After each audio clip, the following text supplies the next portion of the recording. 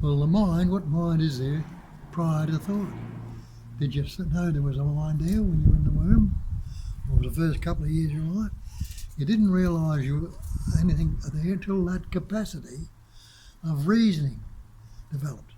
And you need an implement to that reasoning to express through. The energy goes through the brain, or whatever organs you put in there.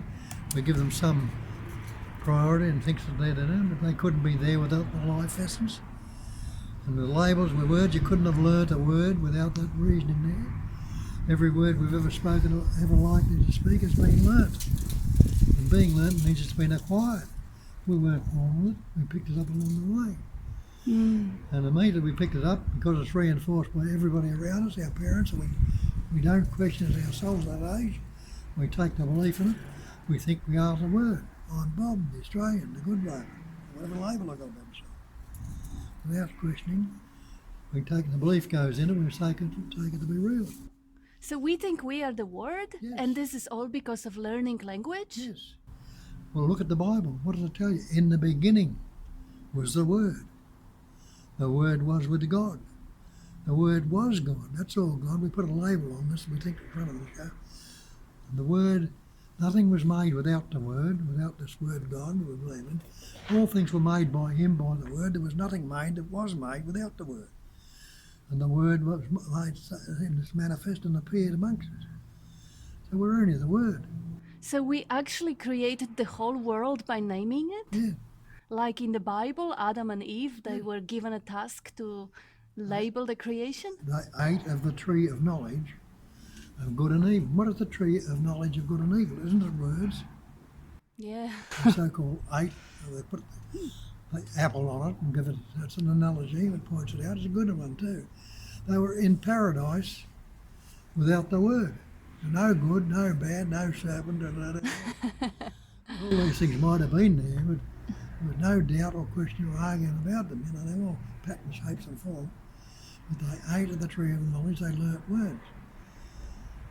And then they must say, who told you you were separate? Who told you? Yeah. They learnt the words, right? But if I don't call my headache bad, doesn't it hurt? It will hurt, probably. But where did the label hurt come from? There's not a label we put on it. And if you're not putting that label on it, it's just another sensation. All our feelings and emotions are sensations, which we put label on. And we relate to the past feeling or emotion, we relate it to the word. If we're not labeling this fresh and new sensation that comes up, we're not putting a past label on it. What is it? Go to it and see, whatever this feeling is.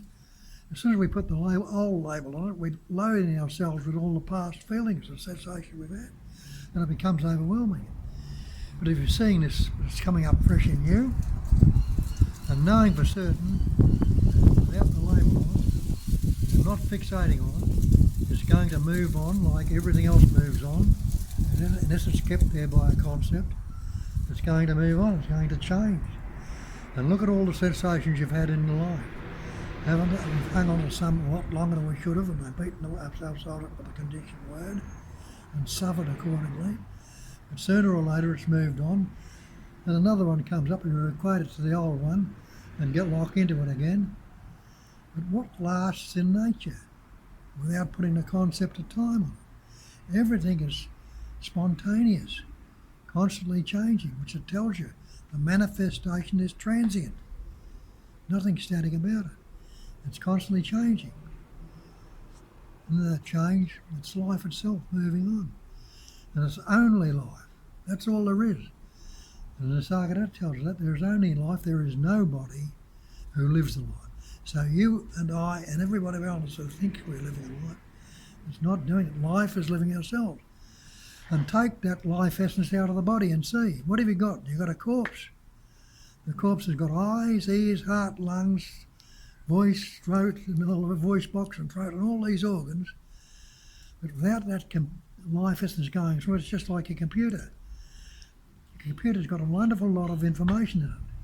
But if the power's not turned on, what can you get out of it? Nothing. if that life essence is not in that body, what have you got? You've got a corpse, which is going to break down through that patterning intelligence entity that it is. It's not going to leave it hanging around. It's going to rot it, form enzymes that are going to rot it and break it down. So it goes back into the life essence again as it breaks down into minerals and go into the earth. The earth might have a seed in it, but needs those minerals and a bit of water to form, and it'll sprout it, or something will happen, and the water will go into the ocean, and you won't get the same drop of water out of it again. The life continues to live on life. So the corpse is that same life essence also? Even if it's dead? Yes, what happens? It stops integrating, it stops keeping that shape and form going, but it vibrates in the opposite. It's being a vibrating opposite. In that vibrating into the opposite, it forms enzymes. And those enzymes, which are life essence, start to rot it. They start to eat it, rot it and break it down. Until what's left, it might be only minerals and bones or whatever, which will go into the earth, and there'll be something waiting there to reutilise those minerals. What is blowing the wind? A vibration, a movement of energy. A stirring and a movement, which is what's it appearing in. Take it out of space, can it appear outside of space, outside of emptiness? So is the same thing blowing the wind, creating the body and killing the body and All the disintegrating the body? All the vibrations, movement. It's not a pure movement. It has a beginning and an end. It's a spontaneous. It's the emanation, which is beginningless and endless. As it's beginning, it's already ending. As it's already ending, it's always beginning. There's no static point to it whatsoever. As you're told again in the scriptures, there's no static point to anything. And there's no self-nature to it. It's all spontaneous emanation. Vibrating into different shapes and forms, which appear solid and substantial. And put it all under a microscope and break it down.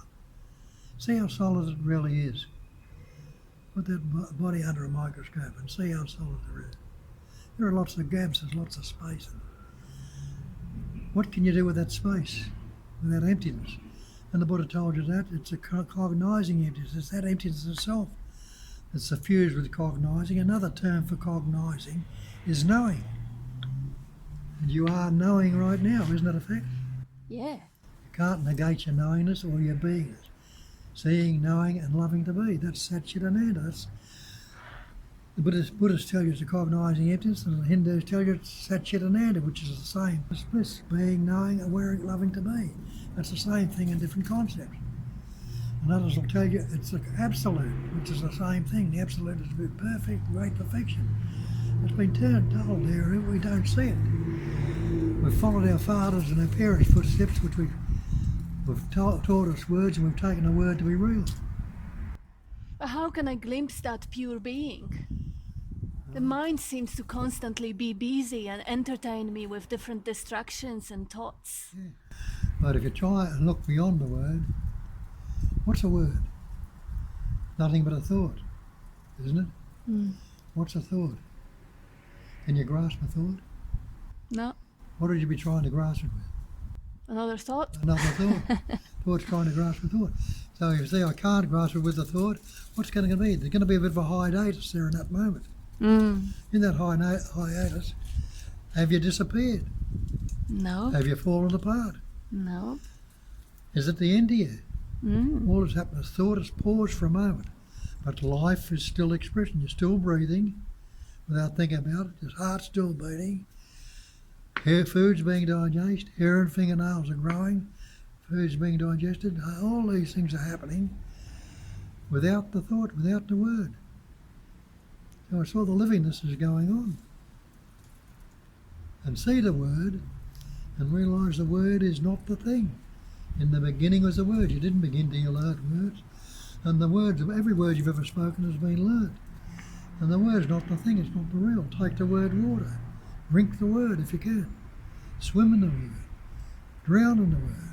You can't. Does the word fire burn your mouth? You can't heat yourself in the word, it doesn't burn your mouth. Cook with the word. You can't. So the word's not the thing. So when you look at this word, I or me, which you've taken yourself to be, and believed in it, the word is not the thing, the words are going to lose their hold over you. They can be utilised and developed with the capacity of reasoning, but you're not going to beat yourself up as a separate entity with the individual, with something that is not real. But it's just more than one word, you know. It's a sensitivity, emotionality, vulnerability, all the past. It's 1,000 words Yeah. to constitute the image. But they're all labels you put on. What did you say it was? The potential or the functioning. That's there in its purity, without the word. You're seeing. At times you recognise you're seeing without the label I see. You're hearing without the label I hear. You're thinking without the label I think. All these things that are there, we put labels on. Without the word, a lot of it is still going on. And the sensation of fear is a word you put on, a label you put on it. See it as a fresh and new sensation. And instead of putting the old label on, which we later substitute, you might see, well, this is a fresh and new sensation. It's never really been expressed before. But it feels like the fear that I've had before. But am I going to label that if I know it's fresh and new? I'm not. Love and hate, you know. I love this, but I hate that. Am I going to continue to hate something that I'm putting onto a fresh and new sensation? And I'm going to put the old label, what she did to me last week or last year, and, you know, I love her, now I hate the bitch. See it fresh and new and see it fresh and new. No, it's not going to be, that conditioned belief is not going to go into it anymore. And that's the liberation. What are you free from? You're free from the bondage of self. That's the only bondage you have. And what is the bondage of self? Believing it is myself. Instead of saying it's the one self, we put the personal on. When we say it's the self, it's myself, it's me. Me is that myself. And the me is a concept, which is not real, which is not real, which is not real.